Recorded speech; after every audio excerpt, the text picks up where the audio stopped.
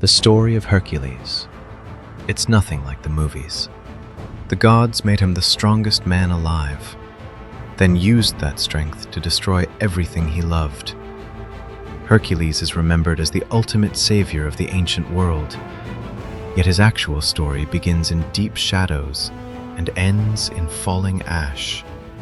A man whose entire existence was a brutal payment for the sins of the very gods who created him. Today we are walking into the deep dust of the Greek peninsula to trace the heavy footsteps of a mortal who was forced to drag the weight of heaven on his own back. I'm your host at Just Myth and Around, and today we're diving into the real story of Hercules.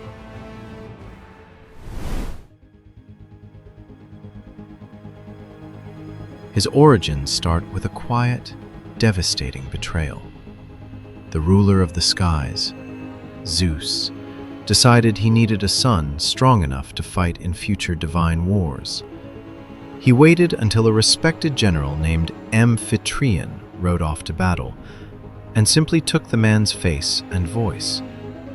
Zeus walked right into the bedroom of the general's wife, Alcmene, and spent the night pretending to be her returning husband. 9 months after this shadow play, she gave birth to a massive boy, initially named Alcides. The child was born into immediate danger. The queen of the gods, Hera, carried a deep, burning hatred for every child her husband fathered in secret. She did not bother sending a grand storm or a plague to deal with a newborn. She just sent 2 massive snakes slithering into the nursery at night to quietly erase the infant in his sleep. The baby did not scream. He simply reached into the dark, grabbed the serpents by their scaled throats, and squeezed until they went entirely limp. Seeing an infant casually strangle 2 wild beasts terrified his mortal family. In a panicked attempt to appease the angry goddess, they changed his name to Heracles, meaning the glory of Hera. They pinned the name of his greatest enemy right to his chest, hoping it would buy him some peace. It did not. As Heracles grew, his sheer strength became a terrifying burden to everyone around him. During a standard music lesson, the boy grew frustrated with his tutor. He swung his heavy wooden lyre and struck the teacher in the head. The blow was instantly fatal, ending the lesson and the tutor's life in a single heartbeat.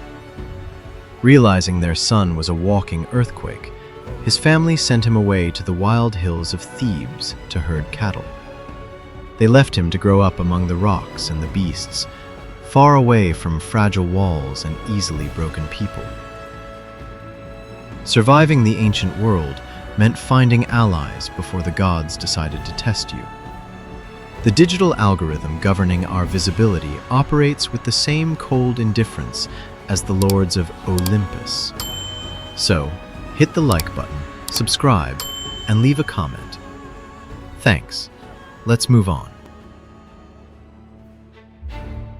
The wild hills of Mount Cytherion were a brutal training ground. Heracles spent his late adolescence sleeping in the dirt and guarding cattle from local predators. He grew massive enough to casually hunt the local apex predator, the Nemean Lion, beating the massive beast down with a heavy wooden club and ripping its skin off to wear as a primitive cloak.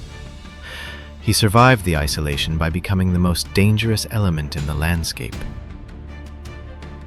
He returned to the gates of Thebes not as a refined nobleman, but as a towering, feral force of nature. He arrived just as the city was being suffocated by heavy tributes demanded by a neighboring kingdom. When the foreign tax collectors marched in to strip the city of its wealth, Heracles intercepted them on the dirt roads. He completely bypassed diplomacy, decisively dismantling the envoys with his bare hands and sending them back across the border as a grim physical warning. He then marched the local army out and utterly crushed the extortionists.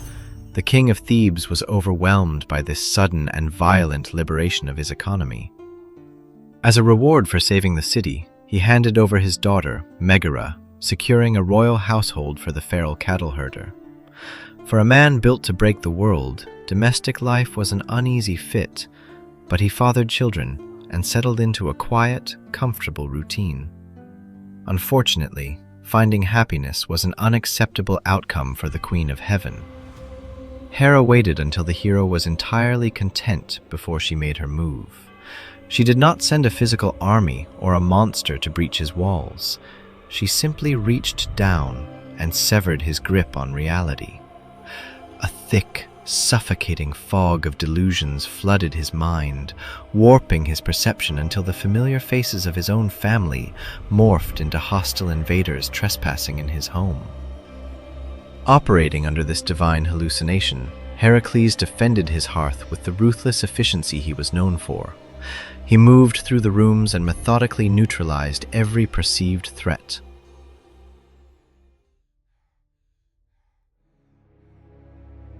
When the heavy fog finally evaporated from his consciousness, he found himself standing in a quiet, ruined hall, surrounded by the devastating consequences of his own hands.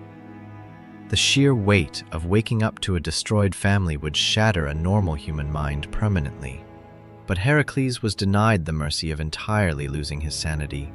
He was forced to carry the crushing awareness of his actions out into the barren wastes of Greece, dragging his massive frame to the sulfuric vents of Delphi. He breathed in the heavy fumes of the oracle to beg the earth for a path to purification. The oracle delivered a sentence that was essentially a slow execution disguised as redemption. He was commanded to travel to the heavy stone gates of Mycenae and bind himself in absolute servitude to his cousin, King Eurystheus. This sovereign was a deeply paranoid ruler whose primary geopolitical strategy involved hiding inside a massive bronze jar buried in his floor at the first sign of danger. For 12 years, the most dangerous mortal on Earth would be treated as an expendable tool by a coward. Eurystheus was instructed by divine forces to assign Heracles a series of impossible tasks, hoping the hero would simply meet his end in the dark corners of the world. Instead, the king accidentally unleashed a force that would permanently alter the ancient landscape. King Eurystheus simply wanted his cousin erased. He sent Heracles to the ravines of Nemean, fully expecting a local monster to solve his political problem. Heracles was already wearing the pelt of the Cytherean lion from his youth, but the Nemean lion was a completely different level of predator. It had stopped all trade in the area, and its hide easily deflected iron and bronze weapons. Heracles realized swords were useless, so he trapped the beast inside its own cave. He blocked the exit with a heavy stone and walked straight into the dark. He wrapped his arms around the creature's neck and choked it until it simply stopped moving. He discarded his old cloak and walked out into the daylight wearing the impenetrable skin of the Nemean beast, upgrading his primitive fur into indestructible personal armor. Seeing his cousin return alive panicked the king. He immediately sent him into the toxic swamps of Lerna. The waters were infected by the Hydra, a multi-headed serpent that exhaled a poisonous mist. Cutting off one head with a sword only caused 2 more to snap out from the bleeding stump. As we noted in our previous video about Odysseus, brute force alone rarely guarantees survival in the ancient world. Heracles stopped swinging his sword blindly and called his nephew Iolaus to stand beside him with a burning torch. With every head the hero severed, the nephew pressed the fire directly into the open wound, burning the tissue and stopping the heads from growing back. Once the creature finally collapsed in the mud, Heracles dragged his arrowheads through its poisoned blood. He turned the monster into his own personal arsenal. The tasks quickly shifted from fighting beasts to basic humiliating sanitation. Eurystheus ordered him to clean the Augean stables in Elis in a single day. This was a massive pile of cattle waste that had been rotting for decades and polluting the local water supply. Instead of picking up a shovel, Heracles kicked down the stone walls of the stable and dug a wide trench to 2 nearby rivers. The rushing water crashed through the ruins and washed decades of filth out to sea in an afternoon. He spent the next few years chasing a golden-horned deer through the mountains of Arcadia until it collapsed from pure exhaustion. He drove a giant boar into deep snow in Erymanthus until it was too stuck to move. The king intended these exhausting tasks to quietly eliminate Heracles, but the plan backfired completely. Instead of failing, the hero was accidentally clearing the trade routes and cleaning the environment of the Peloponnese. King Eurystheus realized his local assassination attempts were failing. He shifted his strategy and sent Heracles across the Mediterranean to dismantle rival nations. The 7th task targeted the island of Crete, the center of a massive naval empire. The king ordered Heracles to capture a sacred bull tearing through the local crops. The hero simply wrestled the massive animal to the ground and shipped it back to Mycenae. This act publicly humiliated the local rulers and signaled the end of Cretan dominance in the region. Next, the king pointed him north to the freezing shores of Thrace. The local ruler, Diomedes, possessed a herd of horses trained to consume human flesh. Diomedes routinely fed his political rivals and lost travelers to these animals. Heracles arrived, assessed the situation, and fed the Thracian king directly to his own horses. The animals calmed down immediately after consuming their master, allowing the hero to herd them quietly back to Greece. The 9th task pushed him to the shores of the Black Sea. Eurystheus demanded the heavy leather belt worn by Hippolyta, the queen of the Amazon tribes. This was a direct assault on a foreign power to secure a vital trade route. The queen actually agreed to hand over the belt peacefully, but local panic sparked a sudden riot. Heracles assumed a trap, killed the queen, stripped the belt from her body, and slaughtered his way back to his ship. Eurystheus kept pushing the boundaries, hoping distance and pure exhaustion would finally break his cousin. He sent him to the western edge of the known world, an island called Erythrea, to steal the massive cattle herds of a 3-bodied king named Geryon. Heracles bashed his way through the local defenses, killed the king, and drove the cattle across the entirety of Europe back to the Peloponnese. He split a mountain in half just to create a shortcut, leaving the massive rock formations we now call the Straits of Gibraltar. The 11th task required him to steal the golden apples of the Hesperides from the extreme edge of the world. To bypass the immortal dragon guarding the fruit, he located Atlas, the massive titan condemned to hold the sky apart from the earth. Heracles physically assumed the crushing weight of the entire atmosphere on his own shoulders, while the titan retrieved the prize. When Atlas returned and attempted to abandon his post permanently, the hero simply manipulated the titan into taking the sky back for a brief moment and walked away with the apples. Heracles received his final assignment. Eurystheus ordered him to descend into the lightless tunnels of Tartarus. He demanded the extraction of Cerberus, the 3-headed hound guarding the gates of the dead. Heracles walked down into the absolute dark. He found the Lord of the Underworld, Hades, and simply asked to take the dog. The god agreed, provided the hero used no weapons. Heracles wrapped his bare hands around the throats of the massive beast, wrestled it into submission, and dragged the choking monster up through the dirt into the blinding Mediterranean sun. When Eurystheus saw a mortal man dragging the physical embodiment of death through his courtyard, he retreated permanently into his buried bronze jar. The 12 labors were finally complete. Heracles had reshaped the ancient world, expanded the reach of his empire, and survived 12 distinct death sentences. But a man forged entirely by violence rarely knows how to stop swinging his fists. Walking away from the bronze gates of Mycenae as a free man presented an entirely new problem. Heracles was a living weapon conditioned entirely for violence, and leaving him without a direct target guaranteed devastating results. He no longer had a paranoid king directing his movements, so he simply began wandering across the eastern Mediterranean, settling old debts and tearing down royal houses that had previously insulted him.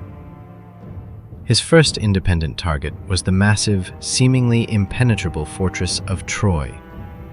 Generations before the famous 10-year siege involving thousands of Greek ships and endless divine drama, Troy experienced a much faster and far more efficient collapse. The local sovereign, King Laomedon, possessed a fatal habit of breaking promises. He explicitly refused to compensate Heracles after the hero eliminated a massive ocean predator threatening the local harbor. Heracles did not bother assembling a grand coalition of kings to exact his revenge. He arrived with a handful of ships, walked straight up the beach, and immediately shattered the heavily fortified walls that were supposedly constructed by the gods themselves. He moved quietly through the royal palace and systematically erased the king and nearly his entire bloodline. He left only a single terrified young prince named Priam alive to govern the smoking ruins of the city. He then dragged his forces back to the Peloponnese to address remaining grievances. He marched directly into the territory of Elis to locate King Augeas, the ruler who had previously refused to pay him for washing away the massive decay of his cattle stables. The king and his royal guard were swiftly dismantled, and Heracles handed the newly vacant throne to a more cooperative relative. He spent these final years operating as a completely unbound force of nature, pulling down defiant rulers and leaving his own sons behind to hold the newly conquered territories. He was unknowingly planting the seeds for a massive political shift, establishing a network of descendants who would return generations later to forcibly claim the entire Greek peninsula. By simply refusing to put down his heavy club, he built the bloody foundation for the next era of human history. But outlasting the ancient world is a physical impossibility, even for a man who shattered the walls of Troy. The brutal momentum of Heracles eventually slowed when he secured a marriage with a princess named Deianira.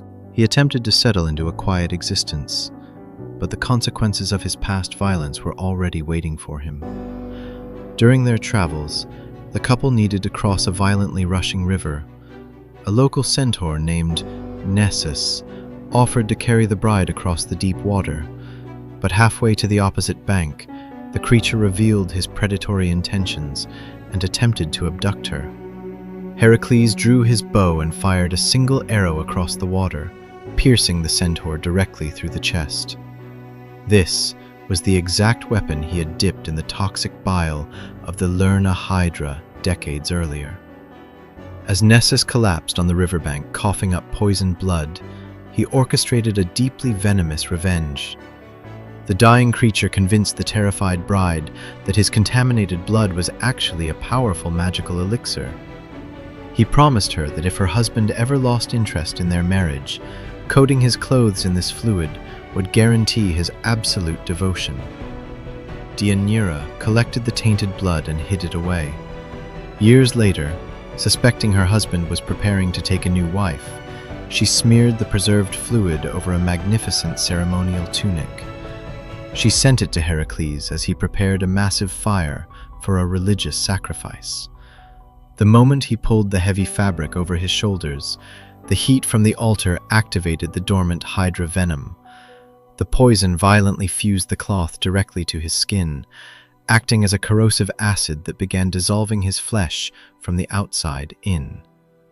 The man who had strangled lions and physically dragged the guardian of the underworld into the sun was finally brought down by a quiet act of domestic insecurity. Every attempt to tear the garment away simply removed massive layers of his own tissue, exposing the bone beneath. Refusing to slowly waste away in agony, Heracles took absolute control over his final moments. He dragged himself to the summit of Mount Oeta, ordered his followers to build a massive wooden pyre, and deliberately stepped into the flames to conclude his own existence. As the violent heat consumed his ruined physical form, the divine essence he inherited from Zeus finally separated from his mortal limits.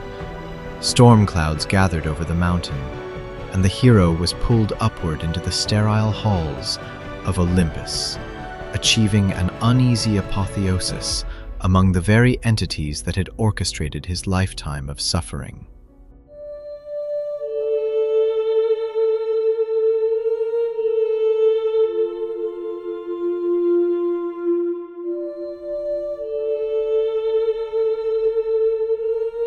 The myth of Heracles endures because it strips away the illusion of divine perfection. He is a deeply scarred survivor who spent his entire life paying heavily for circumstances he did not completely control. This story is a brutally honest manual for enduring the absolute worst conditions imaginable. It is a meticulous record of waking up, carrying the crushing weight of your own massive failures and the relentless hostility of the system, and simply refusing to stop moving forward. He ascended to the heavens precisely because he was the most profoundly damaged, and therefore the most profoundly human of them all. Hit the like button to appease the machine, or press dislike if you choose defiance. Subscribe to this channel to secure your position for future expeditions, and leave a comment below to document your thoughts on the Bronze Age. This was just mything around. Knowledge is a weapon. Keep it sharp.